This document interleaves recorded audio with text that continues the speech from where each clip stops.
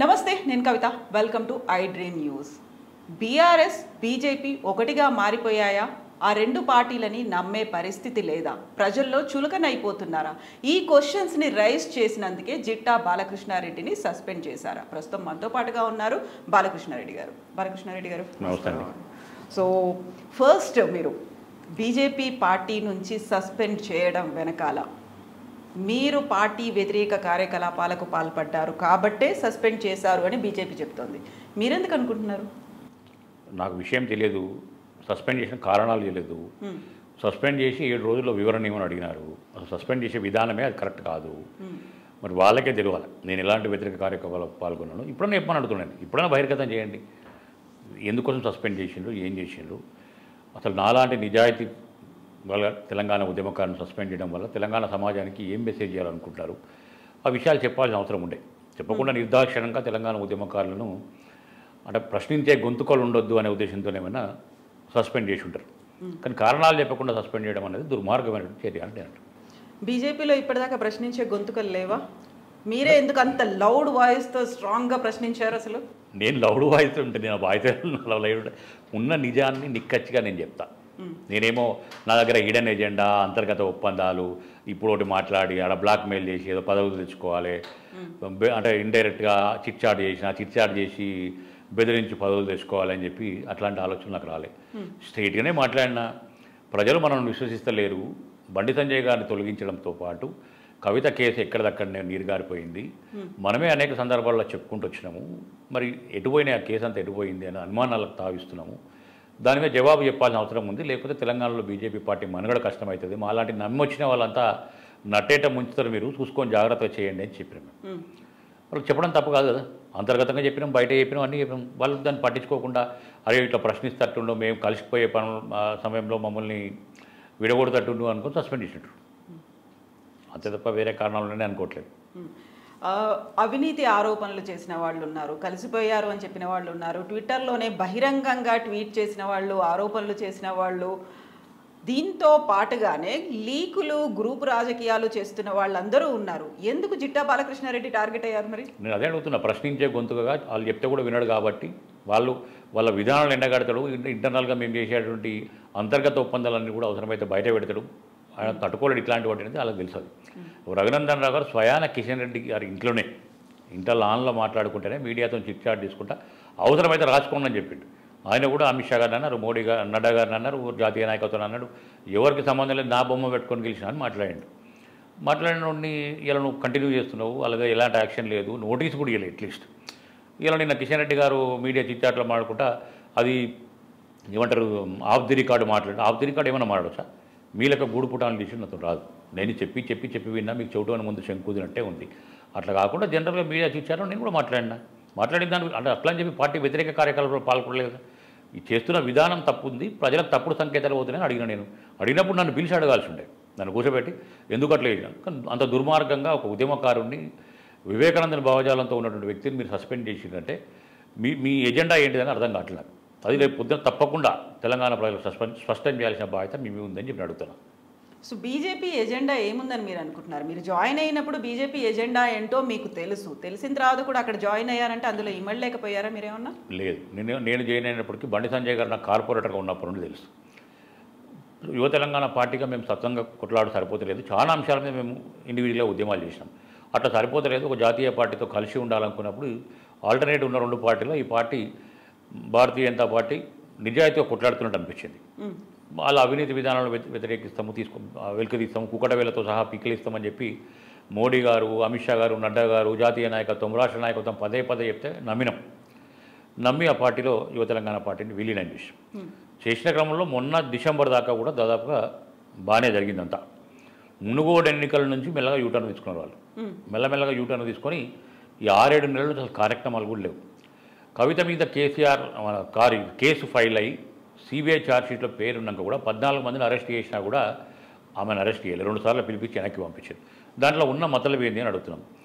Kaleshwaram project కేటీఆర్కు ATM అయిపోయింది, అసలు అనేక రకాల అవినీతులు ఉన్నాయి, కాగు కూడా చెప్పింది. ఉన్నాక కూడా ఆయన మీద ఎలాంటి చర్యలు తీసుకోలేదు. మాటలు చెప్తున్నాం అంతే తప్పితే ప్రతి సందర్భంలో చెప్తున్నారు. ఆ జాతీయ నాయకత్వమే ప్రతి సందర్భంలో అవినీతిమైపోయింది ప్రభుత్వం అని చెప్పినటువంటి ప్రభుత్వం మీద చర్యలు, ఎందుకంటే మనం కేంద్రంలో అధికారంలో ఉన్నాం, సిబిఐ కానీ ఈడీ కానీ మిగిలిన సంస్థలు మన చేతిలో ఉన్నాయి. అట్లా అని చెప్పి అవుట్ ఆఫ్ ది వే వాళ్ళ మీద చర్యలు తీసుకునే అవసరం లేదు. కానీ కనీసం విచారణ జరిపించే ప్రయత్నం కూడా మీరు చేయకుండా ఉట్టినే మాట్లాడి వదిలేస్తే ఎట్లా విశ్వసిస్తారు ప్రజలు? మనం కూడా 9 ఏళ్ళ నుంచి అధికారంలో ఉన్నాం, కేసీఆర్ కూడా 9 ఏళ్ళ నుంచి అధికారంలో ఉన్నాడు. అవినీతి పరుడని మనం ఆరోపణ చేసినప్పుడు దాన్ని రుజువు చేయాల్సిన బాధ్యత కూడా మన మీదనే ఉంటుంది. అది ఒక రాజకీయ పార్టీగా ఉంటుంది, కేంద్రంలో అధికారం ఉన్నటువంటి ప్రభుత్వం మీద కూడా ఉంటుంది. అది చేయలే కాబట్టి ప్రజలకు అనుమానాలకు తావిస్తున్న విషయం చెప్పిన నేను.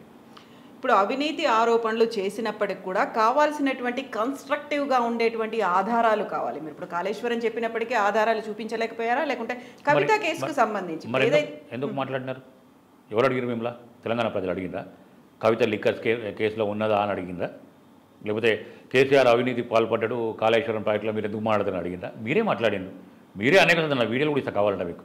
అనేక సందర్భాలు ప్రతి మీటింగ్కి వచ్చినప్పుడు అంటే బీఆర్ఎస్ పార్టీ అనేది భ్రష్టాచార సర్కార్ అని చెప్పారు. అలా కుటుంబం మొత్తం అవినీతిమయం అయిపోయింది అని చెప్పినారు. మరి మీరే చెప్పినప్పుడు ప్రజలకు దాని మీద సమాధానం చెప్పాల్సిన బాధ్యత మీ మీద ఉంది. అదే అడిగిన ఇలా దాని మీద సమాధానం చెప్పండి. ఎందుకు మాట్లాడిండ్రు, ఎందుకు వెనక్కి తీసుకుంటారు, ఎందుకు తగ్గిండ్రు అని చెప్పి. నేనేం అడుగుతున్నా అంటే నేను ఒక ఆరోపణ చేసినాను ప్రధానంగా. మునుగోడు ఎన్నికల సమయంలో ఎమ్మెల్యేల కొనుగోలు అంశాన్ని బీఆర్ఎస్ పార్టీ తెర మీద తెచ్చింది. 3 ఎమ్మెల్యేలను కొనుగోలు చేయాలని చూస్తున్నారు. అది బిఎల్ సంతోష్ గారు హస్తం ఉంది అందులో అని చెప్పి చెప్పినారు. బిఎల్ సంతోష్ గారు ఈ పార్టీలో దేశంలో నెంబర్ 2, ప్రధానమంత్రి మోడీ గారి తర్వాత ఆయనే నెంబర్ 2. సడన్గా ఆయన పేరు తెర మీదకి తేగానే వీళ్ళ వాయిస్లో బేస్ తగ్గిపోయింది. మునుగోడు ఎన్నికలను కూడా లైటన్ చేసేసారు. మునుగోడు ఎన్నికల్లో పాపం రాజగోపాల్ రెడ్డి గారు కాంగ్రెస్ పార్టీని వదిలిపెట్టి బీజేపీ ఏదో ఉద్ధరిస్తుంది, రాజీనామా చేసి మరి అదేంటారు బీజేపీ ఏదో ఉద్ధరిస్తుందని చెప్పి రాజీనామా చేసి బీజేపీలో చేరినాడు. చేరిన తర్వాత సరే ఉధృతంగా పనిచేసుకుంటూ పోయినాం, ఇండివిజువల్ కొట్లాడి ఒక యుద్ధంలాగా చేసుకుంటూ వచ్చిండు. మంచి సంతోషం.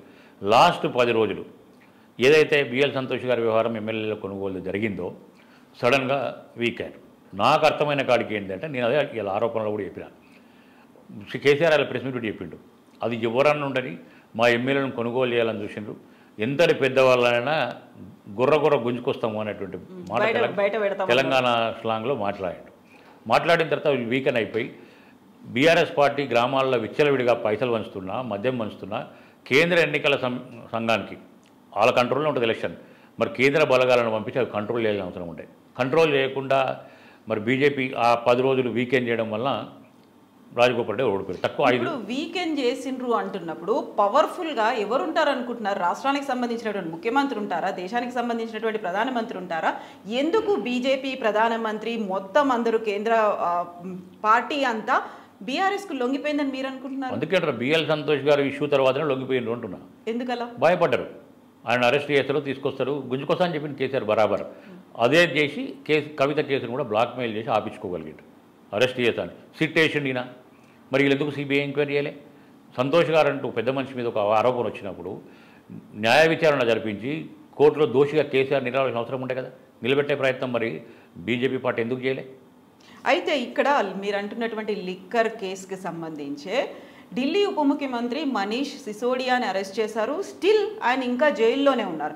అలాంటి పక్కా ఆధారాలు ఇక్కడ లేకపోవడం వల్లే ఇంకా అరెస్ట్ కానీ మీరు అంటున్నటువంటి ఇవన్నీ లోపాయకారి ఒప్పందాలు జరగలేదు అనేది. ఒక ఎఫ్ఐఆర్ బుక్ చేస్తే జనరల్గా పోలీస్ స్టేషన్లో కంప్లైంట్ బుక్ చేస్తే దాంట్లో ఆధారాలు ఉంటాయని ఎఫ్ఐఆర్ చేస్తారు.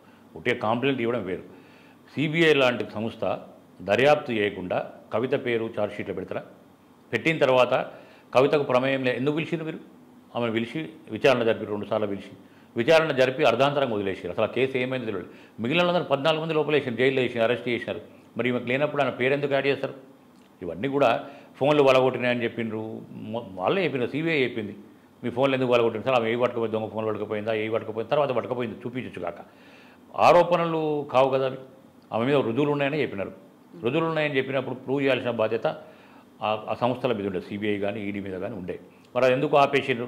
అది కేంద్ర ప్రభుత్వానికి అనుబంధంగా పనిచేస్తారు కాబట్టి మేము అదే అడుగుతున్నాం. ఎందుకు ఆపినారో మీరే చెప్పాలి. మీరు ఇంకోటి అరెస్ట్ చేస్తారు, పలానా తిహార్ జైల్లో బ్యారక్ రెడీ చేసినామని కూడా చెప్పినారు మీరు. ఈ మాటలన్నీ అన్నది అందరికంటే ఎక్కువగా అప్పుడు బీజేపీ రాష్ట్ర అధ్యక్షుడిగా ఉన్నటువంటి బండి సంజయ్ అన్నారు. సో అన్నందుకే ఆయన తప్పించారనేది కూడా వినిపించింది. మీరు ఆయన టీము, ఆయన గ్రూపు, ఆయన పిలిస్తేనే పార్టీలోకి వచ్చారనేది కూడా వినిపించింది. వాస్తవమే. బండి సంజయ్ గారు పిలిస్తే వచ్చినాం, దాంట్లో ఏం అనుమానం లేదు అన్నట్టు. సంజయ్ గారు కూడా ఎవరన్నారు? కేంద్ర సూచనల మేరకే అన్నాడు. కేంద్రంలో క్లారిటీ ఇచ్చింది కాబట్టి ఆమెను అరెస్ట్ చేస్తున్నాము, ఆమె మీద ఆరోపణలు ఉన్నాయి. ఆరోపణలు కాదు, ఆమె స్కామ్లో ఉందని చెప్పిన తర్వాతనే బండి సంజయ్ గారు మాట్లాడింది. మరి ఆ రోజు మాట్లాడినప్పుడు ఆయన విభేదించలే వాళ్ళు ఎప్పుడు కూడా. ఎప్పుడైతే మునుగోడు ఎన్నికల టైంలో బిఎల్ సంతోష్ గారు జరిగిందో అప్పటి నుంచి ఎవరు మాట్లాడలే, ఎవరు మాట్లాడలే అప్పటి నుంచి. మీరు చూడండి 7 నెలలుగా ప్రజా ఉద్యమాలు లేవు, ప్రజా సమస్యల పోరాటాలు లేవు, సంజయ్ గారు 6వ విడత పాదయాత్ర లేదు, అన్నీ బ్రేక్ చేశారు. దాంట్లో ఇద్దరు కలిసిపోవాలని ఆలోచనకు వచ్చేసారు. లేకపోతే కేసీఆర్ కూడా ఏం మేధావండి. ఈ దేశంలో నరేంద్ర మోడీ గారు అమిత్ షాని నేను చాణక్యం కూడా ఆయనకంటే కూడా కేసీఆర్కి వేరే పని ఏముండదు, రాజకీయమే పని, అన్ని చదివే ఉన్నాడు ఆయన. వీళ్ళని చదివిండు కాబట్టి బిఎల్ సంతోష్ని తెరమికి తెచ్చిండు. బిఎల్ సంతోష్ విషయంలో ఎంతవరకు వాస్తవమో తెలియదు, కానీ ఇప్పుడు ప్రజలకు సమాధానం చెప్పాల్సిన బాధ్యత బీజేపీ అధినాయకత్వం మీదనే ఉన్నది. ఎందుకు అంత పెద్ద ఆరోపణలు వేసిన మనిషి మీద మరి విచారణ జరిపించలేదు అనేది చెప్పాల్సిన అవసరం ఉంది. ఎందుకు అర్ధాంతరంగా కవిత కేసు మూలన పడదో చెప్పాల్సిన అవసరం ఉంది. ఎందుకు మీరు కాళేశ్వరం ఏటీఎం అని చెప్తే వీళ్ళందరూ ఏమంటారు, కాళేశ్వరం కేసీఆర్ కుటుంబానికి ఏటీఎం అయితే బీఆర్ఎస్ పార్టీ బీజేపీకి ఏటీఎం అని చెప్తున్నారు. వేరే రాష్ట్రాల ఎన్నికలు అయినప్పుడు ఇక్కడ నుంచి పైసలు మెగా సంస్థలను వేరే రాష్ట్రాలలో ప్రోత్సహించి కేసీఆర్ మధ్యవర్తిత్వం వహించి మరి బీఆర్ఎస్ కూడా బీజేపీకి ఏటీఎం అయింది వేరే రాష్ట్రాల ఎన్నికలకు అంటున్నారు. అది నిజాలన్నీ కూడా నిరూపించుకోవాల్సిన బాధ్యత బీజేపీ పార్టీ మీద ఉంది తప్పకుండా. తెలంగాణ అనేది ఒక ప్రత్యేక రాష్ట్రం అండి. 29 రాష్ట్రాలలో తెలంగాణ రాష్ట్రం స్వతంత్రమే ఆ రోజు 13 నెలల తర్వాత వచ్చింది స్వతంత్రం. తెలంగాణ ఉద్యమ నేపథ్యం కలిగినటువంటి తెలంగాణ ప్రజలు చాలా చైతన్యవంతమైన ప్రజలు. అన్ని అనుమానాలను నివృత్తి చేయాల్సిన బాధ్యత విశ్వసించారు. మిమ్మల్ని విశ్వసించే దుబాకలో గెలిపించినారు, హుజరాబాద్లో గెలిపించారు, జిహెచ్ఎంసీలో గెలిపించారు, మొన్న ఎమ్మెల్సీ గెలిపించినారు. ఆ విశ్వాసాన్ని పోగొడుతున్న క్రమంలో సమాధానం చెప్పాల్సిన బాధ్యత కూడా నేను రాష్ట్ర నాయకత్వం అడుగుతున్నాను, కేంద్ర నాయకత్వాన్ని అడుగుతున్నా. అయితే మీరు ఇంత చేసినప్పటికీ కూడా ఇంటర్నల్గా జరగాల్సినటువంటి చర్చలు, శ్యామా ప్రసాద్ ముఖర్జీ భవనంలో జరగాల్సినటువంటి చర్చల్ని మీరు బహిర్గతం చేశారు కాబట్టి మీ మీద వేటు వేశారా అనుకోవచ్చు. తప్పకుండా. ఇప్పుడు అందుకే కిషన్ రెడ్డి గారు కూడా విభేదించింది. అందుకే కిషన్ రెడ్డి గారు సమైక్యవాద భావాలున్న వ్యక్తి. కిషన్ రెడ్డి గారు గతంలో ఎండల లక్ష్మణ ఇద్దరు ఎమ్మెల్యేలు ఉంటే ఎండల లక్ష్మణ గారు రాజీనామా చేస్తే ఆయన రాజీనామా చేయలేదు. అట్లాంటి వ్యక్తిని చంద్రబాబు నాయుడుతో పొత్తు పెట్టుకొని హైదరాబాద్లో పార్టీ ఉంటే చాలు అని చెప్పి 2014లో తెలంగాణ రాష్ట్రం వచ్చినాక పక్కా సమైక్యవాది చంద్రబాబు నాయుడుతో పొత్తు పెట్టించుకోవడంలో వెంకయ్యనాయుడు గారిని వాడుకొని కిషన్ రెడ్డి గారు చేసిండు. అది భాజపా కార్యకర్త ప్రతి ఒక్కరు కూడా తెలుసు. ఆయన 2-3 సార్లు అధ్యక్షులు గతంలో ఉన్నా కూడా పార్టీని ముందుకు తీసుకుపోలే, ఏ రకమైన విజయాలు సాధించలే. ఇవాళ మళ్ళీ ఈ ఎన్నికల టైంలో తీసుకొచ్చిన ఉద్దేశం ఏంటంటే సౌమ్యంగా ఉంటాడు, అండర్స్టాండింగ్ చేయగలుగుతాడు, అంతర్గత ఒప్పందాలకు కిషన్ రెడ్డికి మారిపోయారు. అందుకే బీఆర్ఎస్ పార్టీతో పొత్తు ఈజీగా అంటే ఇంటర్నల్ అండర్స్టాండింగ్ చేసుకోగలుగుతారు అని చెప్పి కిషన్ రెడ్డి గారిని. ఎందుకంటే ఎవరికి కేసీఆర్ 7 వీకెండ్ జిటబాల కిషన్ రెడ్డికి భువనగిరి టికెట్ ఇవ్వాలనుకోండి, అలా గెలుస్తానో టఫ్ ఫైట్ ఇస్తానో మరి బీఆర్ఎస్ ఓడిపోతుంది అనుకుంటే కిషన్ రెడ్డికి చెప్తే ఆ టికెట్ కట్ చేస్తాడు. అట్లాంటి వ్యక్తి ఉండాలి కాబట్టి అధ్యక్షుడు మార్చుకోవాలి. సంజయ్ అయితే వినడు, సంజయ్ అగ్రెసివ్గా పోతుండు. సంజయ్ ఎంతో కొంత అమ్మవారిని నమ్ముకొని నిబద్ధతతో పనిచేసుకుంటూ వచ్చిండు. కాబట్టి ఇట్లాంటి ఆయన పెడితే ఏం చెప్పినా అది చేస్తాడు అనే ఉద్దేశంతో కేసీఆర్ పెట్టించుకుంటూ నేను అందుకే చెప్పిన బీజేపీకి BRS party working president KTR అయితే బీజేపీ మన బీఆర్ఎస్కు బీజేపీ అంటే బీఆర్ఎస్ వర్కింగ్ ప్రెసిడెంట్ ఇక్కడ కిషన్ రెడ్డిని పెట్టినారు. ఇద్దరు ఒకటే 100% అండర్స్టాండింగ్లో పెట్టిండు. అవి తప్పని నిరూపించండి. మీరు ఎందుకు ఉద్యమాలు చేయలేదు, ఎందుకు కొట్లాడలేదు, గత 7 నెలలుగా ఎందుకు నిర్వీర్యం చేసింది, సరే ఇప్పుడు ఏం చేద్దాం అనుకుంటారు మీ ఎజెండా చెప్పండి. ఏదో 100 రోజుల ప్రణాళిక డబుల్ బెడ్రూమ్ ఇల్లు ఇంతకుముందు గుర్తురాలేదా మీకు? ఎందుకో మాట్లాడారు డబుల్ బెడ్రూమ్ ఇళ్ళ మీద. అయితే మీరు ఇప్పుడు 7 నెలలుగా జరుగుతోంది, అంతర్గతంగా ఏదో ఉంది, లోపాయకారి ఒప్పందాలు జరిగాయని మీరు చెప్తున్నప్పుడు ఇంటర్నల్గా ఎప్పటి నుంచో మీరంటే 2 ఏళ్ళు అవుతుందో యువ తెలంగాణ పార్టీ 16 నెలలు అంతకు ముందు నుంచి పార్టీలో ఉన్న వాళ్ళలో కూడా అసంతృప్తి అనేది ఉంది. మరి వాళ్ళెందుకు కలిసిపోయి మళ్ళీ ఉమ్మడిగా పోరాటం చేయాలి అనే దాంట్లో ఉన్నారు? మొన్నటిదాకా అసంతృప్తి గళాలు వినిపించాయి, అన్ని రకాలుగా ఆందోళనలు చేసిన వాళ్ళు ఉన్నారు, నిరసన చేసిన వాళ్ళు ఉన్నారు, ఢిల్లీ దాకా వచ్చిన వాళ్ళు ఉన్నారు. వాళ్ళకి ఇండివిజువాలిటీ లేకపోయిండొచ్చు. బయట నేను ఇండివిజువల్ని ఎదిగిన వివేకానంద భావజాలంతో ఓ ఇండివిజువల్గా ఒక వ్యక్తిత్వం ఉండి ఎదిగిన ఒక యువ తెలంగాణ పార్టీని కూడా ఒక 9 ఏళ్ళుగా ప్రజల్లోకి ఉద్యమ ఆకాంక్షల కోసం కేసీఆర్కు వ్యతిరేకంగా పోరాటం చేసుకుంటూ వచ్చిన. కాబట్టి వాళ్లకు పరాన్న జీవులు ఇంటరాళ్ళు ఇప్పుడు మాట్లాడి వాళ్ళు ఏదైనా పదవి ఏదైనా కుక్కకు బుక్ వేసినట్టు చేయగానే నేను మొన్న కూడా చూసాం. ఒక ఆయన సోషల్ మీడియా ఇన్ఛార్జ్ చేయగానే అదో పెద్ద పదవి అనుకొని కిషన్ రెడ్డి ఇట్లా ప్రెస్ మీట్లో మాట్లాడిన ఆయన అంటే ఆఫ్ ది రికార్డు మాట్లాడడానికి అంటే ఆ పదవులు కావాలి వాళ్ళకు. పదవుల కోసం ఏదో మాట్లాడతారు, పదవులు ఇవ్వగానే ఒప్పుకుంటారు. ఇక్కడ ఏమవుతున్నాయి, చెప్పినటువంటి హామీలు ఎందుకు నెరవేర్తలేవు, ఎందుకు మరి మనం కొట్లాడతామని చెప్పి మాట వెనక్కి తీసుకున్నామని ఆలోచన ఎవరికి లేదు. ఉట్టినే మీడియాలా టీవీ డిబేట్లల్లా ఓ ఆగమాగమై మాట్లాడితే సరిపోదు, నిజాలు కూడా ఉండాలి. అంటే ఏమంటారు కోర్టులలో వాదించినట్టే ఉట్టినే వాదిస్తే కాదు కదా. నువ్వు కోర్టులలో వాదించినప్పుడు నువ్వు నిజంగా కూడా చిత్తశుద్ధి ఉంటుంటే వీటి మీద మరి బిఎల్ సంతోష్ గారి మీద కావచ్చు, లేకపోతే కేసీఆర్ అవినీతి మీద కోర్టులో కేసు వేసేది ఉండే.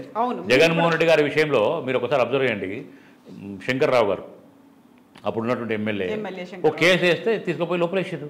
మరి నువ్వు ఎందుకు ఇలా ఆ వృత్తిలో ఉన్నాం కదా, మాటలని చాలా మాటలు చెప్తున్నాం కదా, మరి అదే కవితక్క మీద మీ సామాజిక వర్గమే కదా, మరి నిజంగా ఆధారాలు తీసుకుపోయి నువ్వే కేసు ఉంటివి, న్యాయబద్ధంగానే కొట్లాడు, అక్రమంగా తీసుకుపోయాల్సిన అవసరం లేకుండే. అయితే జిట్టా బాలకృష్ణారెడ్డికి కూడా ఏదో ఒక పదవి, ఇప్పుడు మీరు అంటున్నాడుగా నిరసనలు అలాంటివి అయితే సైలెంట్ గా ఉండేవాళ్ళు అక్కడ. నేను అట్లాంటి వ్యక్తిత్వమే పదవి ఇవ్వకపోవడం నాకు ఇచ్చింది అంటున్నా, రాష్ట్ర కార్యవర్గ సభ్యులు ఇచ్చిండు, పాదాత సహాయ ఇన్ఛార్జ్ ఇచ్చిండు, అనేక బాధ్యతలు ఇస్తే నేను నిర్వర్తించిన నా వరకు. నేను పదవుల సమస్య కాదు ఇక్కడ.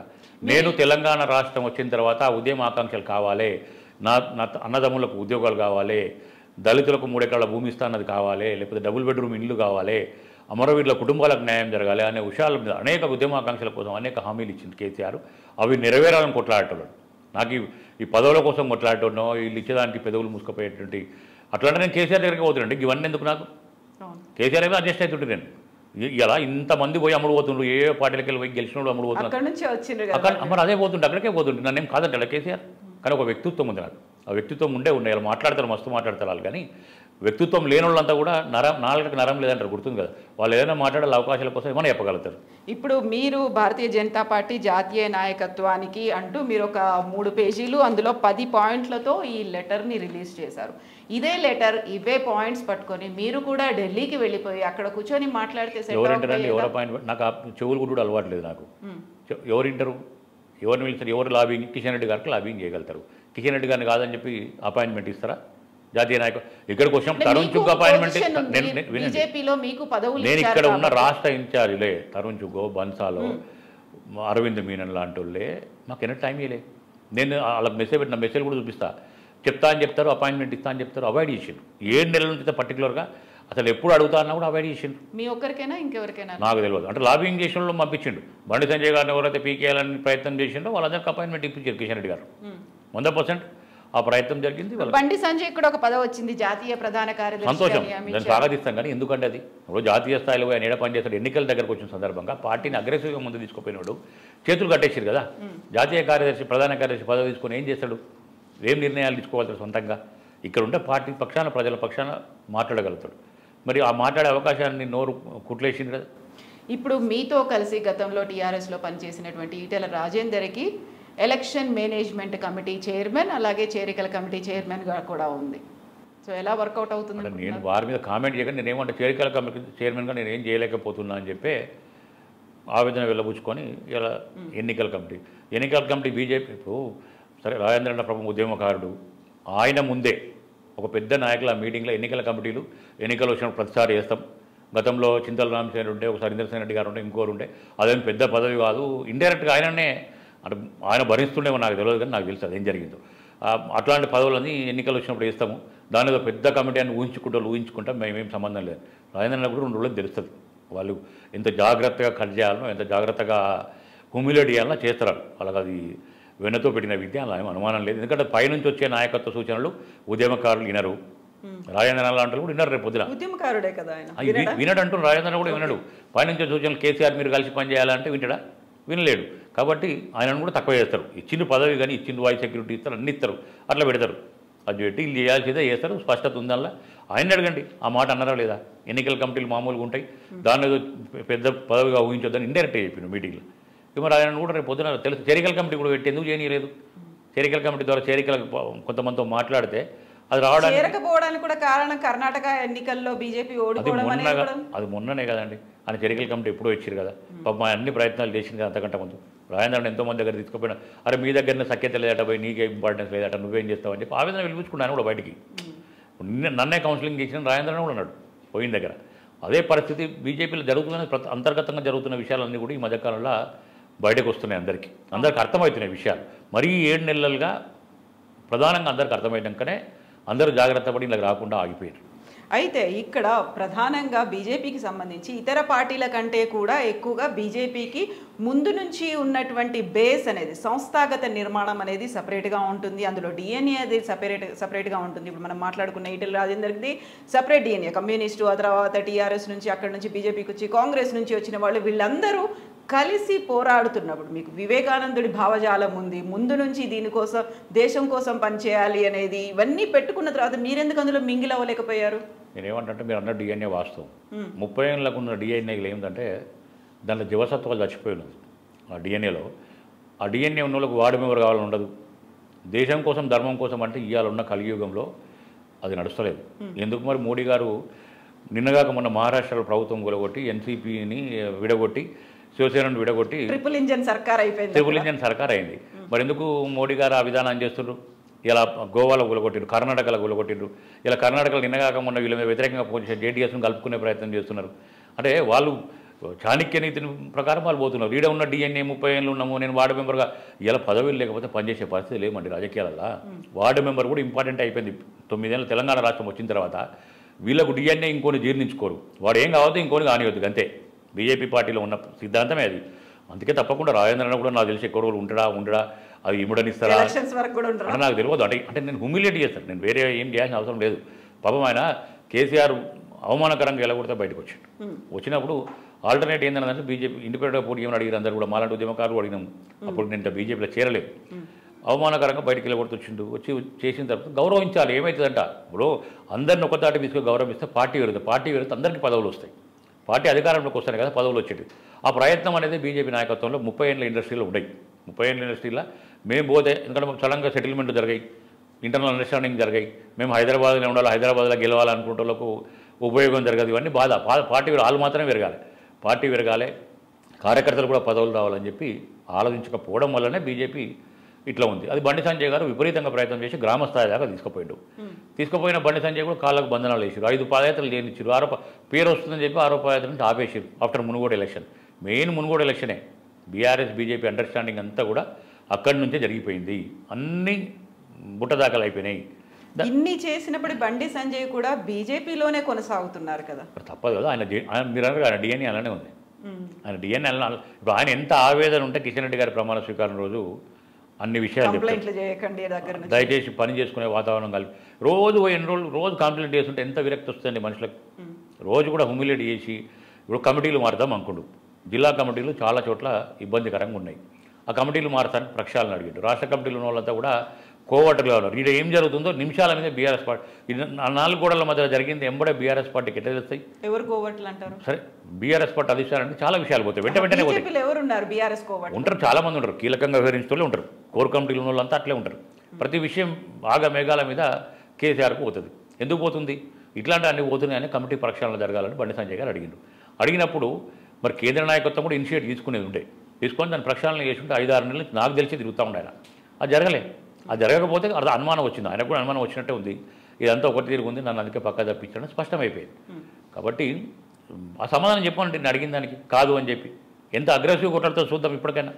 అయితే ఇప్పుడు కిషన్ రెడ్డిని నియమించింది నడ్డా కాదు, కేసీఆర్ అనేటువంటి వాదన బలంగా ఉంది. ఇప్పుడు మీరు మాట్లాడుతోంది చెప్తోంది కూడా అదే. మరి ఎందుకని సైలెంట్గా ఉంది కేంద్ర నాయకత్వం? కేంద్ర నాయకత్వం చెప్తున్నా కదండి, అలా వీళ్ళ లోపోల్స్ ఏమో తెలియదు నాకు. నేను ప్రధానంగా పదే చెప్తున్నా బిఎల్ సంతోష్ గారి విషయమే.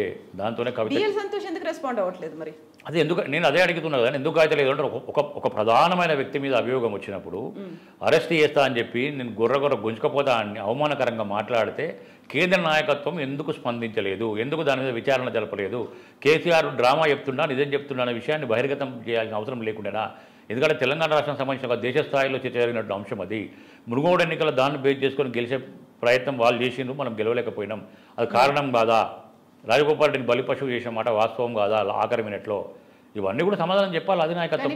దాని తర్వాత ఎన్నికల పోస్ట్ మార్టం కూడా జరగలే. ఎందుకు ఓడిపోయినాము ఏమైందని ఇప్పటిదాకా జరగలే. ఇప్పుడు మీరు చెప్తున్న అందరూ నాయకులు అక్కడే ఉన్నారు, బీజేపీలోనే ఉన్నారు. మరి ఎవరు? ఇప్పుడు మీరు కోమటిరెడ్డి గురించి చెప్పారు, ఆ తర్వాత వాళ్ళందరూ ఆవేదన నాకు తెలుసు కదా. అంతర్గతంగా కోమటిరెడ్డి పాపం రాజగోపాల్ రెడ్డి గారు ఏం చేయగలుగుతారు?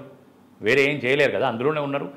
పాపం కాంగ్రెస్ పార్టీని దూషించి కాంగ్రెస్ పార్టీతో ఏం కాదని చెప్పి కాంగ్రెస్ పార్టీ నుంచి దూరమై వచ్చి ఇక్కడ ఏదో ఉద్ధరిస్తామని అనుకుంటే వీళ్ళు ఏం చేయకుండా అది ఏం చేసుకుంటారు? ఆ పదవులతో ఏం చేసుకుంటారు? పదవులు ఉన్నాగానే ఇట్లా మీటింగ్ పెట్టుకుంటే ఆ మీటింగ్లో అంశాలన్నీ రికార్డు చేస్తారు. రాజగోపాల్ రెడ్డి అది పైకి ఉట్టి పంపుతారు, అది ఉంటుంది, అది ఆ డబ్బాలు ఉండిపోతుంది. ఎందుకు అంటే పదవులు అవేం ఉపయోగపడే ఇచ్చే సలహాలు సూచనలు ఇంప్లిమెంట్ చేయగలిగితే ఆ పదవికి సార్థకత ఉంటుంది. అవి జరిగాయి. కేంద్ర నాయకత్వం పంపించిన అలా బుట్ట దాఖలు చేస్తారు, అది పెట్టి ఫైలింగ్లు ఉంటుంది. అది ఏం లాభం పదవులతోటి? అయితే మీరు ఇప్పుడు 10 క్వశ్చన్స్తో మీరు 3 పేజెస్ ఒక లెటర్ని రిలీజ్ చేసిన తర్వాత మీరు ఇప్పుడు అంటున్నారు ఎవరు రెస్పాండ్ అవ్వట్లేదు, ఎవరేం చెప్పట్లేదు, దీనికి రియాక్ట్ అవ్వట్లేదు అన్నప్పుడు గూడూరు నారాయణ రెడ్డి ఒక మాట అన్నారు, జిట్టా బాలకృష్ణారెడ్డికి ఒక నిలకడ లేదు, ఓపిక లేదు, చాలా ఈజీ వే కావాలనుకున్నాడు అందుకే వెళ్ళిపోయాడు, లేదు సస్పెండ్ చేయడానికి కారణం కూడా అదే అని అంటున్నారు ఆయన. దేనికి ఈజీ వే? ఈజీ వే అంటే దేనికోసం? మీరు అనుకున్న దానికోసం. ఇదేదైనా మనకు ఒకటి తేలాలి అనుకుంటే ఒక ప్రజా నిలకడ లేదు నిలకడ లేదంటే నా ఇష్టం తీయండి. ఎక్కడ నిలకడ? టీఆర్ఎస్ పార్టీలో 2004 టికెట్ లేకపోయినా అక్కడే ఉన్నా, 2009 దాకా టీఆర్ఎస్లో ఉన్నా. దాంట్లో ప్రధానంగా మీరు అబ్జర్వ్ చేస్తే 2006 కేసీఆర్ ఎన్నికలు బై ఎలక్షన్ వస్తే కరీంనగర్ ఎన్నికల్లో కీలకంగా పనిచేసిన, ఆ తర్వాత 2008 ఎన్నికల్లో బై ఎలక్షన్ వస్తే కీలకంగా పనిచేసిన. 2008 ఎన్నికల్లో కేసీఆర్ తక్కువ మెజారిటీతో గెలిచిండు, 9,000 చిల్లర మెజారిటీతో గెలిస్తే ఒలవల ఏడిస్తే అది జయశంకర్ సార్ బతుకుండి నేను అక్కడే ఉండి నేను పార్టీకి రాజీనామా చేస్తాను, నేను తెలంగాణ కోసం ఇన్నిసార్లు రాజీనామా చేస్తే నన్ను ప్రజలు అవమానించిన 9,000 మెజారిటీ వస్తే పరుగు అంత పోతుందంటే నేను ఒకరోజు నిరాహార దీక్ష చేసి నువ్వే పదవిలో కొనసాగాలి, తెలంగాణ రాష్ట్రం వచ్చేదాకా నీ నాయకత్వంలో పనిచేస్తామని చెప్పి ఆయనను కంటిన్యూ అయ్యేటట్టు చేసి బయటికి వచ్చే పరిస్థితి లేకపోతే భువనగిరిలో సభ పెట్టి ఆయనను పెద్ద ఎత్తున ర్యాలీ తీసుకొని అక్కడ తీసుకుపోయినా. నరేంద్ర గారిని సస్పెండ్ చేసే టైంలో కూడా కేసీఆర్ భయపడితే నేను అండగా నిలబడ్డా. తెలంగాణ ఉద్యమాన్ని భావవ్యాప్తి చేయడానికి హైదరాబాద్లో తెలంగాణ సంబురాలు 5 రోజులు నిర్వహించి ఆయన కోట్లాది రూపాయలు ఖర్చు పెట్టి లక్షలాది మంది ప్రజలు ఇన్వాల్వ్ అయ్యేటట్టు చేశాను. నేను ఆయన పదవుల కోసం నేను 2004 అడుగుతుంటే మరి అట్లంటే 2009లో కూడా నేను కేసీఆర్ టికెట్ టీడీపీ పొత్తు అయ్యేటప్పుడు చెప్పిన స్పష్టంగా నేను మీరు టీడీపీతో విభేదించి మీరు బయటకు వచ్చి తెలంగాణ రాష్ట్రాంతా ఏర్పాటు చేసిండ్రు, టీడీపీతో పొత్తు పెట్టుకుంటే జనం నమ్మరు మనను. ఆ రోజు పీఆర్పీ ఉంది, చిరంజీవితో పొత్తు పెట్టుకుంటే చిరంజీవి ఫిగరు మీ వాయిస్ వింటే మనము 78 సీట్లు తెలంగాణలో గెలిస్తాం, ఆయన ఒక 78 సీట్లు గెలిస్తే అసెంబ్లీలో మనం బిల్ పాస్ చేసి కేంద్రానికి పంపించడం అవుతామని చెప్పిన నేను నా పదవుల కోసం అంటేలే. నారాయణ పొలిటికల్ బ్రోకర్ ఆయన గురించి ఎంత తక్కువ మాట్లాడితే అంత మంచిది. ఎందుకంటే కాంగ్రెస్ పార్టీలో ఆయన గురించి అడిగితే అన్ని విషయాలు చెప్తారు. నిలకడ వరకు ఆడ నుంచి ఇండిపెండెంట్గా పోటీ చేశాను నేను అవకాశవాదం కోసం అర్జెంటుగా పదవులు అనుభవించి నేను వేరే పార్టీలకు పోలే.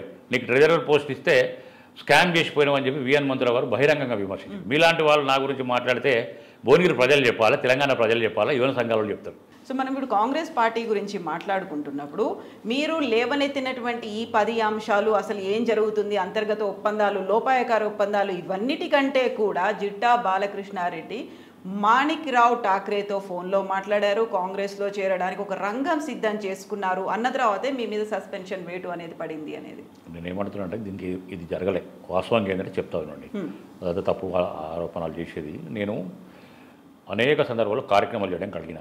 పోయినసారి కూడా ఉద్యమ ఆకాంక్షల సాధన సభ అని చెప్పి బ్రహ్మాండంగా పెట్టి కాదు ఇక్కడే పెట్టి మా కన్వెన్షన్లో పెడితే జే కన్వెన్షన్లో అందరూ బీజేపీ ఉద్యమకారులను స్టేట్ వైడ్ ఉద్యమకారులను పిలిచినాం.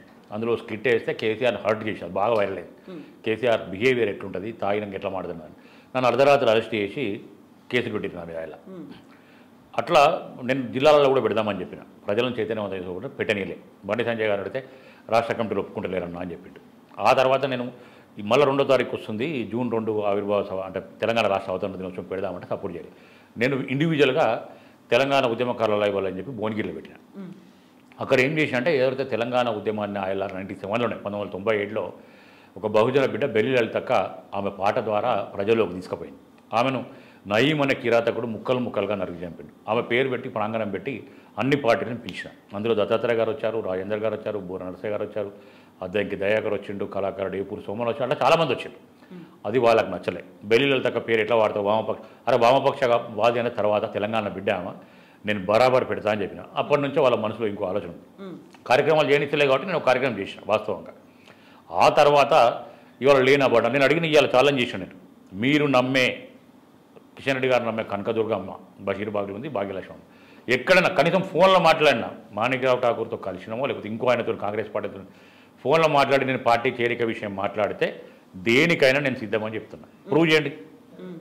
ఆరోపణలు చేస్తుంటారా, రండి ప్రమాణం చేస్తారా, ఏం చేస్తారా, అమరవీరుల స్థూపం దగ్గర ప్రమాణం చేస్తారండి.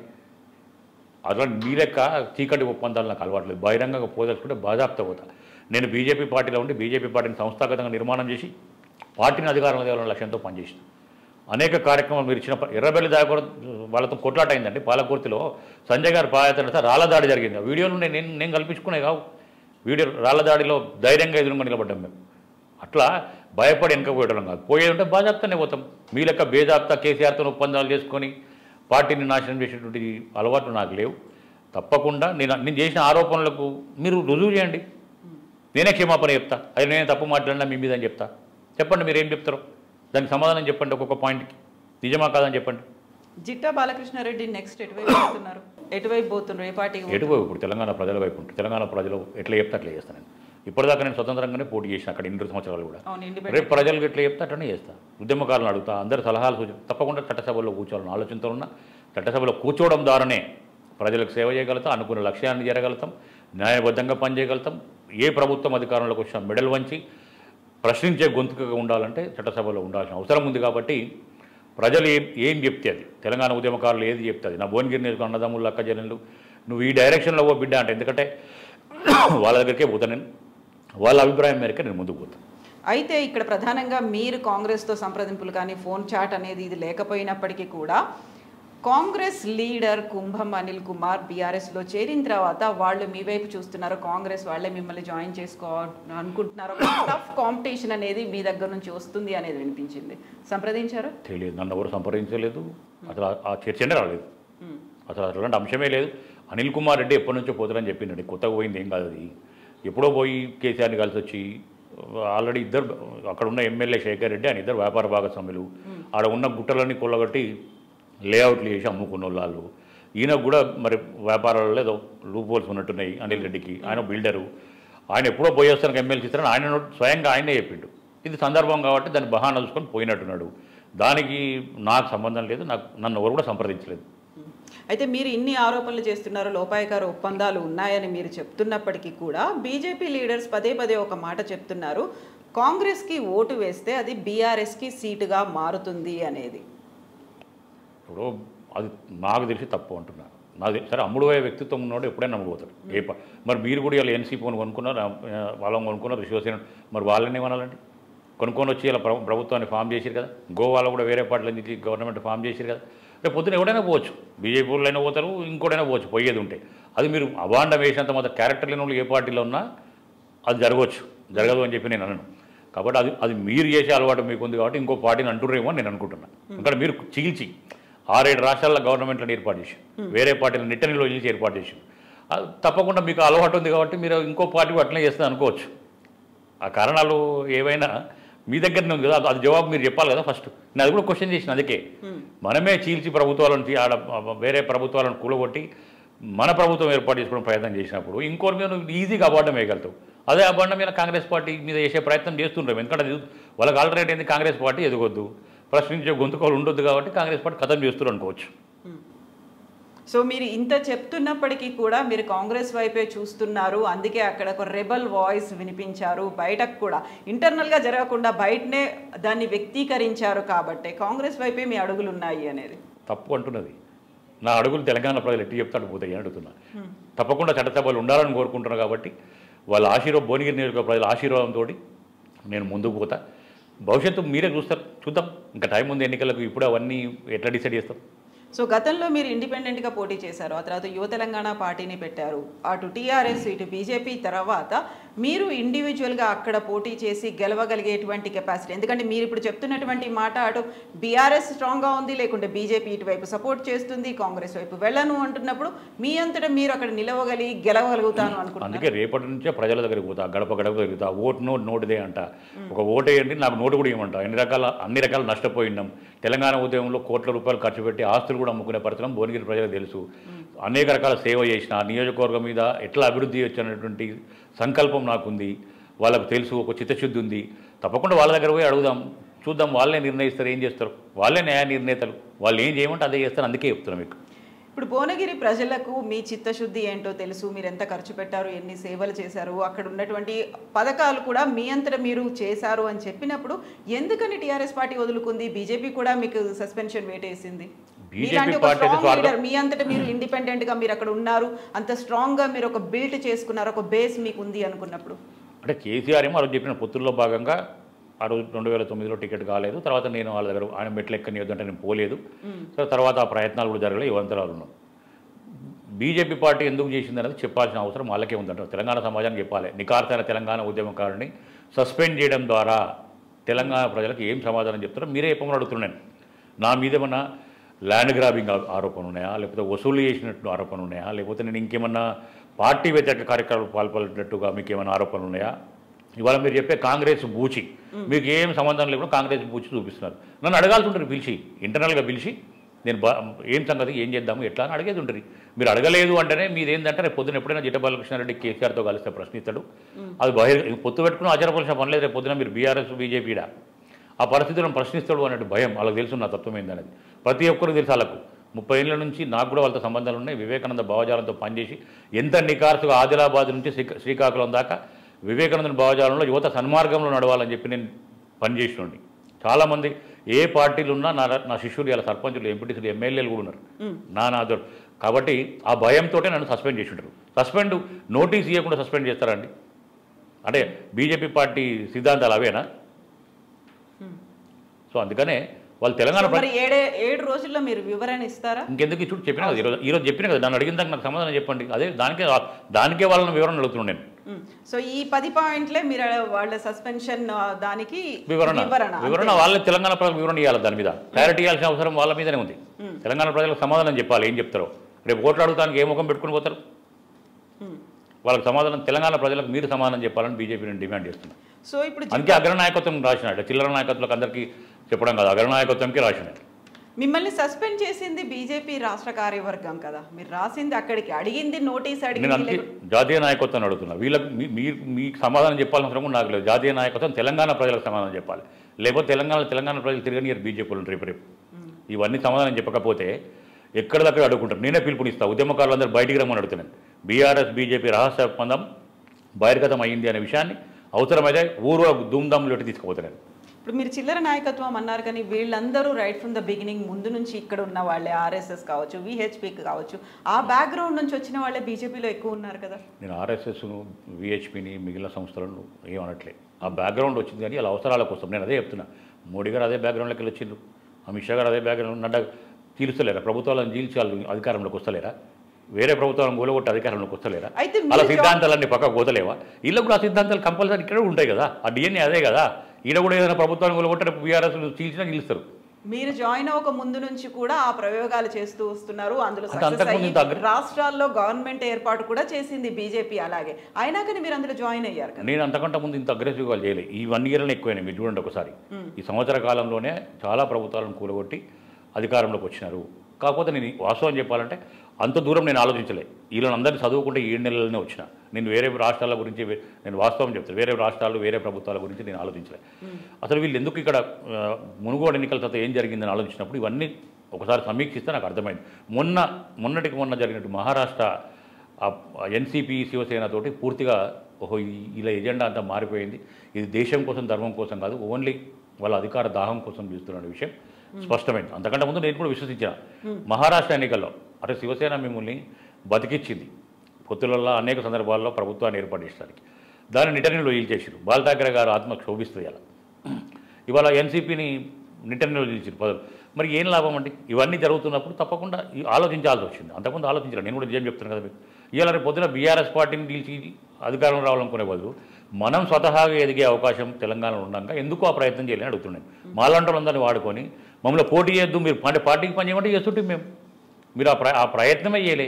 ఎంతసేపటికి లోపాయికార ఒప్పందం పెట్టుకున్నారు అనేదే నా ప్రధానంగా డిమాండ్.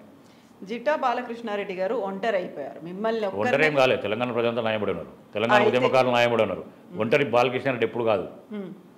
సో ఇప్పుడు బీఆర్ఎస్ పార్టీలో లేరు, అక్కడి నుంచి బయటకు వచ్చేసారు. మీ యువ తెలంగాణ పార్టీని బీజేపీలో విలీన టీఆర్ఎస్ ఓకే, మీరున్నప్పుడు టీఆర్ఎస్ అందులో లేరు.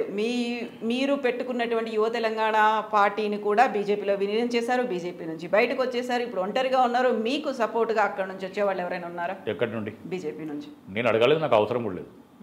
నాకు నేను సపోర్ట్ కావాలి, ఇంకొన్నో చీల్చిన ఎంబడి తెచ్చుకోవాలి, ఆ ఆలోచన లేదు, అవసరం కూడా లేదు. మాట్లాడారు ఎవరైనా అక్కడి నుంచి వచ్చిన మీరు బయటకు వచ్చిన తర్వాత ఎవరైనా మాట్లాడారు? ఎవరు మాట్లాడలేదు. నేను కూడా మాట్లాడాలని ఏమి అనుకోలేదు.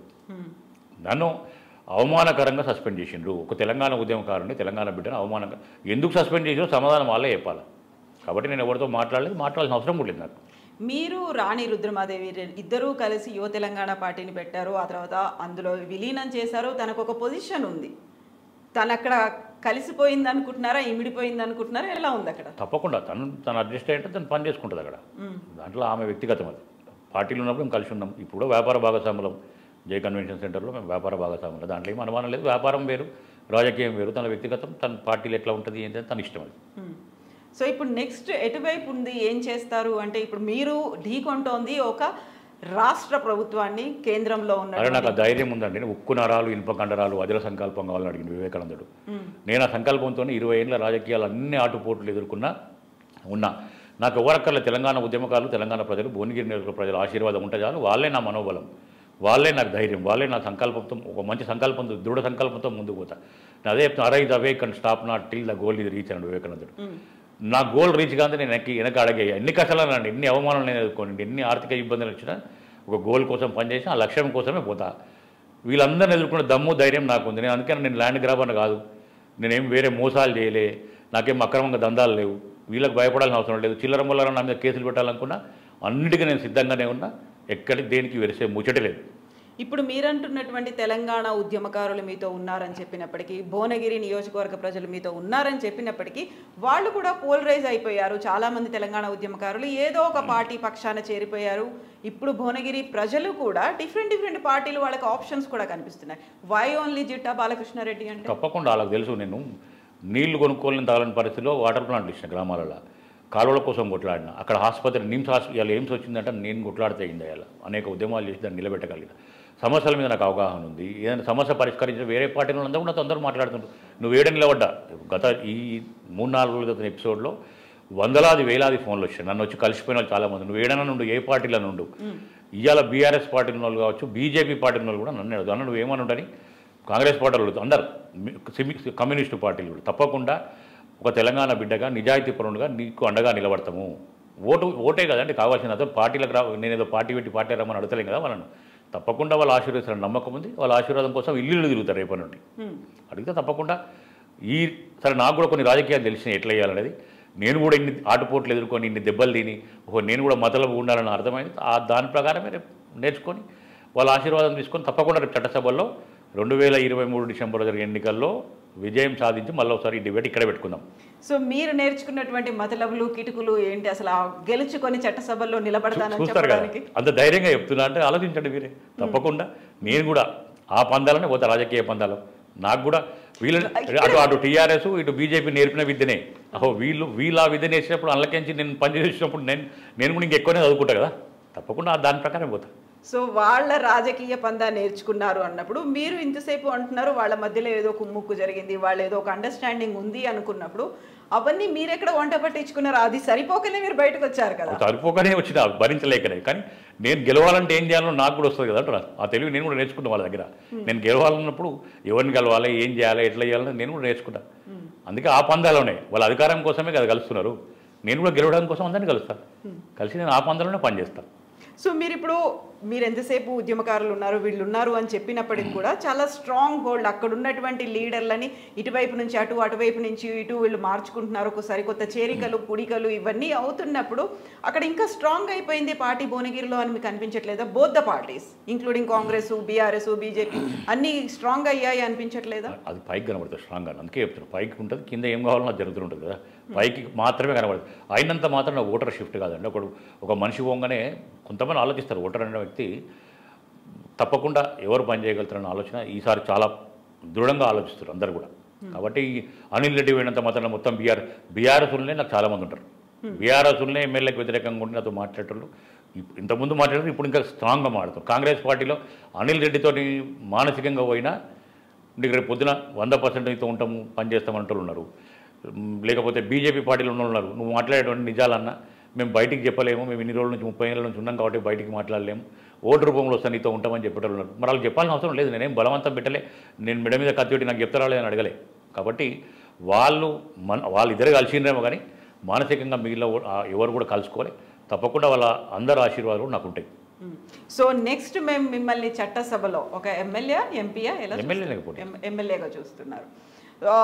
ఎమ్మెల్యేనే పోటీ చేస్తారు. రాబోయే ప్రభుత్వాలు ఏదన్నా ప్రశ్నించి 10 ఏళ్ళు తెలంగాణ ఉద్యమాకాంక్షలు ఏమైనా నెరవేర్చేలాగా తెలంగాణ ప్రజల పక్షాన నిలబెట్టి ఆ పనులు ఐడెంటిటీ చేస్తాం. ఇండిపెండెంట్గా మీకు అంత స్ట్రాంగ్ హోల్డ్ అంటే ఏ పార్టీ సపోర్ట్ లేకుండానే కాంగ్రెస్ బీజేపీ లేకుండా నేను ఇప్పుడు ఏ పార్టీ సపోర్ట్ లేదు అనలేదు. అందరూ ఉన్నారు కాకుండా ఏ పార్టీ వైపు మీరు ఉండరు, ఏ పార్టీలో జాయిన్ అవ్వరు. నేను జాయిన్ అవ్వను కూడా అనలేదు. ఇప్పుడే మీకు వేరే ఏం చెప్పలే. నేను ప్రజల నిర్ణయం ఏమో అని చెప్పిన. భువనగిరి నియోజకవర్గ ప్రజలు ఏం కోరుకుంటే అది చేస్తా అని చెప్పిన. వాళ్ళ దగ్గరికి రేపటి నుండే పోయి అడుగుతా అని చెప్పిన. వాళ్ళ నిర్ణయం మేరకే, వాళ్ళ అభిప్రాయం మేరకే, వాళ్ళ ఆశీర్వాదం మేరకే నిర్ణయాలు ఉంటాయని చెప్పిన. చూద్దాం ఏం జరుగుతుంది. సో నెక్స్ట్ ఉంది కాంగ్రెస్ ఒకటే కదా అక్కడ. అరే ఎట్లా తెలుస్తుంది అంటున్నాను. ఇప్పుడు ఏం చెప్తారో చూద్దాం. లేదు బిడ్డ నువ్వు ఇట్లనే ఉండడు అట్లే ఉంటా. వాళ్ళు ఏం చెప్తే అది చేస్తారు. నువ్వు ఇట్లనే ఉండు బిడ్డ ఇట్లనే ముందుకు పోండి అట్లనే పోతా. వాళ్ళని అడుగుతా అంటున్నా. అందుకే ఇప్పుడు రాజకీయాలన్నీ విపరీతంగా మారిపోయాయి. ఎవరి దగ్గర డబ్బు ఉంటుందో లేకుంటే ఎవరు చాలా పవర్ఫుల్ అనుకుంటారో, ఎవరు మాకు కలిసి వస్తారు, సమీకరణాలు ఇవన్నీ చూసిన తర్వాత మీకు డబ్బులు ఇచ్చి మరీ ఓటేస్తారు అని మీరు ఎలా అంత విశ్వాసం ఉంది నాకు. ఎందుకంటే ప్రతి నెల అప్పుడు 2006లో అసలు నెలకు 10-20 రూపాయలు ఖర్చు పెట్టాలి నీళ్ళు కొనుక్కున్నట్టు ఇబ్బంది పడేటోళ్ళకు 400-500 రూపాయలు సేవ్ అయ్యేటట్టు చేసిన, సంపూర్ణ ఆరోగ్యం వచ్చినట్టు చేసిన. ధైర్యం ఉంది నాకు. వాళ్ళని పోయి అడిగితే నా మాట కాదన్నారని చెప్పి. ఇలా ఓటర్ను కరప్టర్ ఓటు చేసిందంటే బీఆర్ఎస్ పార్టీ చేసింది. ఓట్లకు నోట్లు ఇచ్చే సంస్కృతిని బీఆర్ఎస్ పార్టీ ఎంకరేజ్ చేసింది. కాబట్టి ప్రజలు కరప్టర్ అని నేను అన్నాను. ఎప్పుడు కూడా ప్రజలను కరప్ట్ చేసే ప్రయత్నం చేసింది. వాళ్ళు కూడా ఆలోచిస్తున్నారు, యువత ఆలోచిస్తున్నారు. తప్పకుండా వాళ్ళు తోచిన సహాయం చేస్తారు, నాకు ఓటు కూడా ఇస్తారు.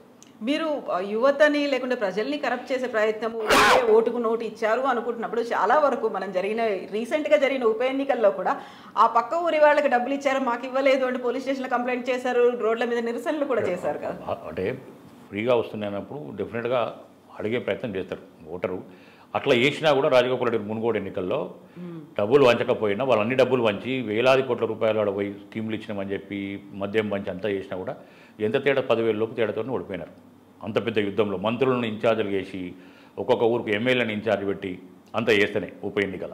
రేపు సాధారణ ఎన్నికల్లో ఓటరాడు, ఎవరి ఎమ్మెల్యే అటు పనిచేసుకోవాలి. అందరూ కూడా ఇలా అవినీతిమయమైపోయారు. ప్రతి ఎమ్మెల్యే ఏమీ లేనోళ్ళు. ఇలా మా జిల్లాకు సంబంధించిన మంత్రి జగదీశ్వర్ రెడ్డి వాటర్ క్యాన్లు అమ్ముకుంటుంటే 2000 సంవత్సరంలో నాకు హోటల్ ఉంటే వాటర్ బబుల్స్, ఇలా శేఖర్ రెడ్డి గారు మీకు ఐడియా ఉంటుంటుంది, ఆంధ్రజ్యోతి ఉండే వారి బామ్మాడిది ఆయన. వాళ్ళ ఇంట్లో రెంట్కున్నప్పుడు వాటర్ బబుల్ మా హోటల్ సప్లై చేయడానికి వచ్చినాడు 2000 సంవత్సరంలో. వచ్చినటువంటి వ్యక్తి 2009 దాకా నీ దగ్గర డబ్బులు ఏం లేవు, కార్లు బండి లేదు, బండిలో పెట్రోల్కి పైసలు లేవు. 2009 తర్వాత ఉద్యమం స్టార్ట్ అయినాక మెల్లమెల్లగా వసూళ్ళకి అలవాటు అయ్యింది. ఇలా మంత్రి అయిన తర్వాత 1000 కోట్ల రూపాయలు వచ్చినాయి. ఏడికెళ్ళి వచ్చినాయి? మొత్తం అక్రమార్కులే. నల్గొండలో sand mafia, liquor mafia, land mafia, అన్ని మాఫియాలలో జగదీశ్వర్ రెడ్డి ఆ ఎమ్మెల్యేలంతా కూడా ఇన్వాల్వ్ అయి ఉన్నారు. మా దగ్గర అందుకే చెప్తున్నాను, ఎమ్మెల్యే శేఖర్ రెడ్డి గుట్టలను కొల్లగొట్టి అసైన్ ల్యాండ్లను కబ్జా చేసి ప్లాట్లు చేసి అమ్ముకొని డబ్బులు సంపాదించారు. ప్రజలు అన్నీ గమనిస్తున్నారు ఎక్కడి నుంచి ఆస్తులు వచ్చినాయి, నువ్వు ఏ స్థాయి నుంచి వచ్చినావు, ఏ స్థాయికి పోయినావు అనేది. ప్రతి నియోజకవర్గంలో అదే సమస్య ఉంది. ఏమి లేనివాడు కూడా ఉద్యమంలో ఏం చెప్పినాం, కేసీఆర్ చెప్పి నాకు అంగిలాగా ఉంది, నాకు ఏం లేదు, మియా బీబీ ఇద్దరమే అని చెప్పి ఇలా మీకు ఏమంటారు రాజభోగ్యాలు అనుభవిస్తున్నారు. అవన్నీ ప్రజలు అంటే కోపంతో ఉన్నారు. ఏమని ఆలోచించిందో వాళ్ళు ఆశించిండ్రు. మియా బీబీ ఇద్దరమే అంటే నిజంగా నన్ను ఇద్దరేనేమో అంగిలాగు సిద్ధాంతం చెప్పిండు కదా, కేసీఆర్కి అధికారం ఇస్తే దళితులు ముఖ్యమంత్రి చేసి కాపలా కుక్కలాగా ఉంటా తెలంగాణను అభివృద్ధి చేస్తారని అనుకున్నారు. మొట్టమొదటి మోసమే దళితులను ముఖ్యమంత్రి చేయకుండా ముఖ్యమంత్రి కూర్చున్నాడు. అంటే ఆయన హిడెన్ ఎజెండా ఆయనకు.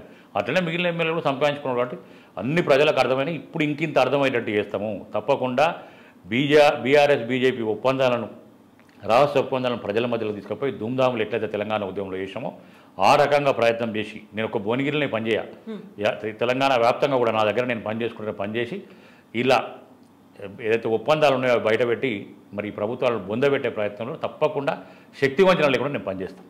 సో అన్ని నియోజకవర్గాలు తిరుగుతాను తప్పకుండా. తెలంగాణ ఉద్యమకారుడిగా ప్రతి నియోజకవర్గం తిరిగి ధూమ్ధాములు పెట్టి ప్రజలు చేతి తెలంగాణ ఉద్యమంలో ఎట్లయితే ధూమ్ధాములు పెట్టి ఉద్యమాన్ని ఉధృతంగా తీసుకుపోయినో అదే రకంగా ఇప్పుడు కూడా చేస్తాం. 119 నియోజకవర్గాలు ఉన్న టైం ఏమో 3 లేదా 4 నెలలు మాత్రమే ఉంది, సరిపోతుందా? తప్పకుండా. నేను చేసేది పని ఏం లేదు కదా, నేనేం ఎన్నికల కోసం పోతలేను కదా. వీళ్ళ ద్వంద్వ వైఖరిని ప్రజలకు తెలియజేయడానికి పోతున్నాను. నా నియోజకవర్గంలో పని చేసుకుంటే వారంలో 2 రోజులు మిగిలిన చోట్ల పనిచేస్తాను. చేసుకుంటూ పోతే 100 రోజులు ఉన్నది కదండి. 100 రోజుల కార్యాచరణ పెట్టుకుంటే మిగిలిన రోజులు నా దగ్గర పని చేసుకోవచ్చు, చేసుకుంటూ వస్తా. అట్లా తప్పకుండా ఆ కార్యాచరణ ప్రకటిస్తే త్వరలో. సో కాంగ్రెస్ కండువా ఎప్పుడు కప్పుకుంటున్నారు అనేది మళ్ళీ ఇంకోసారి వస్తుంది ఆ క్వశ్చన్. అసలు క్వశ్చనే ఉత్పన్నం కాదు అంటున్నా. నేను చెప్పింది అదే. భువనగిరి నియోజకవర్గ ప్రజల దగ్గర పోయిన తర్వాత వాళ్ళ నిర్ణయాలు ఏం చెప్తారు, వాళ్ళ నిర్ణయం అది ఉందనుకోండి. నేను ఎట్లా చెప్తాడు, నేను వాళ్ళని అడగలేదు, వాళ్ళ దగ్గరికి పోలేదు, నేను అదే చెప్తాను. రేపటి నుంచి గడప గడప తిరుగుతా, వాళ్ళు ఏం చెప్తారో మాట్లాడదాం. అందుకే అన్న వాళ్ళు ఇండివిజువల్గా ఉండు బిడ్డ ఇట్లనే మేము ఉంటామంటే అట్లనే ఉంటాం. చూద్దాం ఏం చేస్తారు. మీరు ఇంత చెప్పినప్పటికీ బీఆర్ఎస్ బీజేపీ ఏ టీఎంగా పనిచేస్తుంది, బి టీమ్గా పనిచేస్తుంది అని చెప్పినప్పటికీ కూడా కాంగ్రెస్నే ఎక్కువ చూస్తున్నారు తప్ప, అంటే కాంగ్రెస్ వైపే ఉంటారు, లేకపోతే ఆపోజిట్ పార్టీలు ఏంటి అనేది ఇక్కడ ఒక కాన్ఫ్లిక్ట్ అనేది ఉంది. డిఫరెంట్ ఒపీనియన్స్ అనేవి అయితే కనిపిస్తున్నాయి కదా. మీరు చెప్తున్న దానికి ఇప్పుడు రాజకీయంగా తెలంగాణలో జరుగుతున్న దానికి కూడా చాలా తేడా కనిపిస్తుంది కదా. ఎట్లా అంటున్నారు, ఏ రకంగా? ఏదైనా ఫస్ట్ ఇప్పుడు ఎన్డీఏ పెట్టినా కానీ, ఇండియా పెట్టినా కానీ, తను కూడా బీఆర్ఎస్ నుంచి ఒక జాతీయ రాజకీయాల్లో వస్తానని చెప్పినప్పటికి కూడా డిఫరెంట్ ఒపీనియన్స్ అయితే జాతీయ రాజకీయాల్లో కూడా ఒకటి అర్థం కావాలి మీకు. టీఆర్ఎస్ అనే పార్టీని రద్దు చేసి బీఆర్ఎస్ పెట్టిందంటే కేసీఆర్ ఒక హిడెన్ ఎజెండాతో పెట్టుకున్నాడు. మరి మొన్న కర్ణాటక ఎన్నికల్లో పోటీ చేసిండా? ఎందుకు చేయలేదు? బీజేపీకి ఇండైరెక్ట్గా మద్దతు ఇచ్చిండు. జేడీఎస్కు డబ్బులు ఏదో పంపిణీ చేస్తాను, జేడీఎస్కు ఆయనకున్న అండర్స్టాండింగ్లో వాళ్ళకు వచ్చి ప్రచారం చేస్తాను, కుమారస్వామిని పిలిపించుకుంటూ మాట్లాడండి, అంత పోయింది.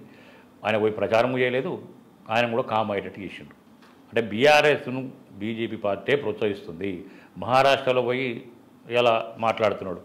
కాంగ్రెస్ పార్టీ నమ్మిందా బీఆర్ఎస్ను? నిజంగా ప్రతిపక్షంగా కొట్లాడుతుంది అనేటువంటి ఆలోచన కనుక అన్ని మిగిలిన పార్టీ, ఏ పార్టీ అని ఒక పార్టీ వేరే పార్టీని నమ్ముతున్నారా బీఆర్ఎస్ను? అంటే బీఆర్ఎస్ అనేది ఒక బోగస్. బీఆర్ఎస్ను ఎంఐఎంను కలుపుకొని మిగిలిన పార్టీలను నిర్వీర్యమైన కుట్ర బీజేపీ పార్టీ చేస్తున్నది కూడా నాకు ఈ మధ్య కాలంలో అర్థమైంది.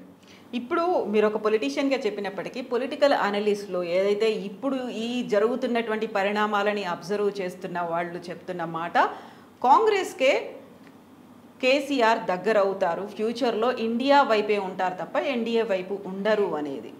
అది నేను ఇప్పుడే చెప్పలేను. ఎందుకంటే కేసీఆర్ మీకు గుర్తుందో లేదో 2009 ఎన్నికల్లో బీజేపీకి వ్యతిరేకంగా ఉన్నాడు.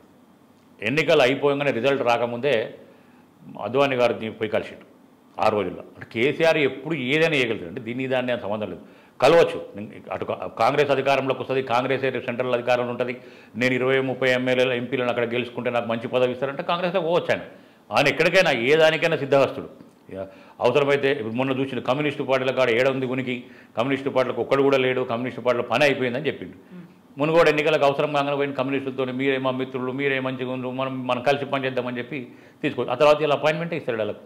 అంటే కేసీఆర్ ఇట్లాంటి రాజకీయాలు చేసుడులో సిద్ధహస్తుడు, ఏదైనా చేయగలుగుతాడు. నేను అందుకే అంటారు, నేను ఇప్పటికి కూడా మీకు చెప్తాను, మీరు ఈ పాయింట్ క్యాచ్ చేస్తలేరు.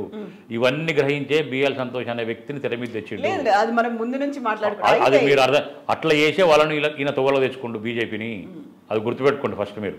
అయితే ఇక్కడ ఇప్పుడు ఒక హైపోథెటికల్ క్వశ్చన్ అనుకోండి, లేకుంటే ఊహలు అనుకుంటే, మీరు నియోజకవర్గ ప్రజలతో, ఉద్యమకారులతో మాట్లాడిన తర్వాత వాళ్ళ ఓటు కాంగ్రెస్ వైపు ఉందనుకోండి, కాంగ్రెస్లోనే మీరు జాయిన్ అవుతారా, కండువా వేసుకుంటారు, కాంగ్రెస్ తరఫునే భువనగిరి అభ్యర్థిగా మీరు ఎమ్మెల్యేగా నిలబడతారు అనుకున్నప్పుడు, మీరు చెప్పింది ఎటువైపు అయినా వెళ్ళొచ్చు అనుకున్నప్పుడు, ఇప్పుడు బీఆర్ఎస్ కాంగ్రెస్ వైపు వెళ్ళింది అనుకోండి, వాట్ నెక్స్ట్? అప్పుడు మీరు ఏం చేస్తారు? అది నేను ఇప్పుడు ఇట్లా ప్రిడిక్ట్ చేస్తా అంటున్నా. ఇప్పుడు అసలు భువనగిరి ప్రజలు ఏం చెప్తారో నాకు తెలియదు. నేను ప్రజల దగ్గరికే పోలేదు. ప్రజల దగ్గర పోయినప్పుడు నేను గెటింగ్ కాల్స్, వాళ్ళ దగ్గర నుంచి కాల్స్ అయితే వస్తున్నాయి. ఓటు ఏమంటున్నారు, మీరు నువ్వు రా బిడ్డని ఎంబడి మేము ఉంటామని చెప్తున్నారు. ధైర్యాన్ని ఇస్తారు, నాకు మనోధైర్యాన్ని ఇచ్చింది వాళ్ళు. అంతవరకే కానీ నువ్వు ఇటువో అటువో ఇంకెవరు మాట్లాడలేదు. రకరకాల అన్ని పార్టీలలో ఫోన్లు చేస్తున్నారు, మేము ఉన్నాం నీ ఎంబడి, గో హెడ్ అని చెప్తున్నారు.